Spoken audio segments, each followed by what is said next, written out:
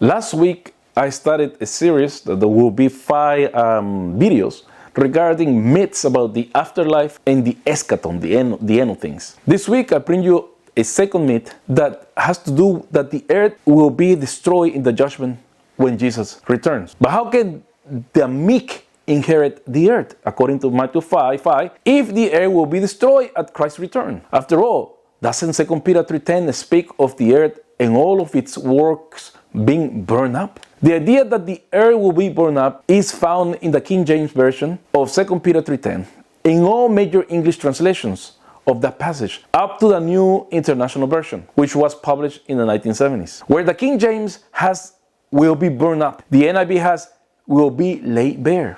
Other recent translations have renderings similar to the NIV. The English Standard Version has will be exposed, and the New Revised Standard Version has will be disclosed. It turns out that these more recent translations are not disagreeing with the King James about how to translate a particular word. They are translating an entirely different Greek word.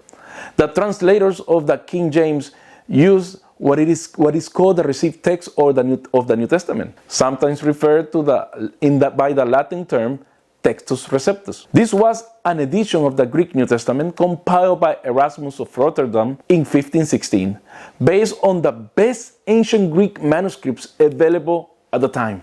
The received text does in fact have the word for will be burned, katakasetai. But since the 16th century, when the King James was translated, archaeology has uncovered many other ancient manuscripts of the Greek New Testament, and today the edition of the Greek New Testament that modern translations use is based on manuscripts that are much older than the received text. It is pretty clear that the most ancient Greek manuscripts of 2 Peter 3:10 have the Greek word heuretesetai, which means will be found.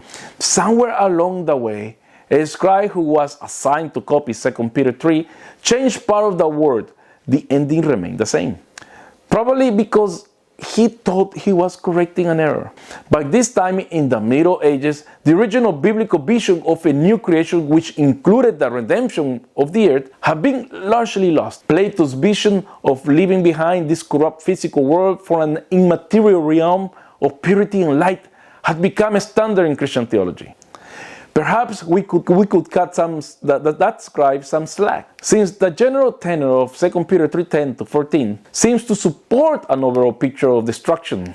These verses describe the melting or incineration of the cosmos, specifically the heavens and the elements, with great heat at the return of Christ. Yet close examination suggests a different picture than the obliteration of the cosmos, since it is only the heavens and the elements, in Greek, stoicheia, that will be destroyed. The earth, by contrast, will be found. The picture in 2 Peter 3 is of God destroying the demonic forces in the heavens. The Greek word for elements is used for demonic powers in Galatians 4, verses 8 and 9, and Colossians chapter 2, verse 8 and verse 20. The word that I say, stoicheia. And stripping away the upper layer of the cosmos, the heavens or sky, in order to expose the earth to divine judgment using the image of fire. Aspects of this vivid picture are found in the Old Testament prophetic text, as Isaiah chapter 24, verse 21, chapter 34, verse 4 and 5 and verse 9. It had become a standard way of thinking of cosmic judgment in Jewish thought by the time of the New Testament. This sense of eschatological finding in connection with the coming of God in judgment makes perfect sense of Peter's exhortation to his readers. Therefore, beloved, while you are waiting for these things, strive to be found by him at peace, without spot or blemish. 2 Peter 3:14. Peter thus challenges his readers to be ready by their righteous behavior for the day when the Lord comes to judge the earth and the works in it. According to 2 Peter 3, the judgment of the earth will not result in its obliteration, but in its cleansing. The image is of refining by fire. Indeed, even the heavens will not strictly be destroyed, but cleansed. The text speaks only of the destruction of the ungodly, 2 Peter chapter 3, verse 7, and promises new heavens and a new earth in which righteousness dwells. 2 Peter 3:13. If this video has helped you in understanding how the end will come about, I invite you to subscribe to my channel, to also leave a comment there, and to also keep an eye on what I'm doing here, so you can be always notified. That's why I'm asking you to subscribe to when a new video comes. And there's another 3 videos on this series regarding myths about the end times, about the coming of Jesus, about the destruction of the earth, as we just seen.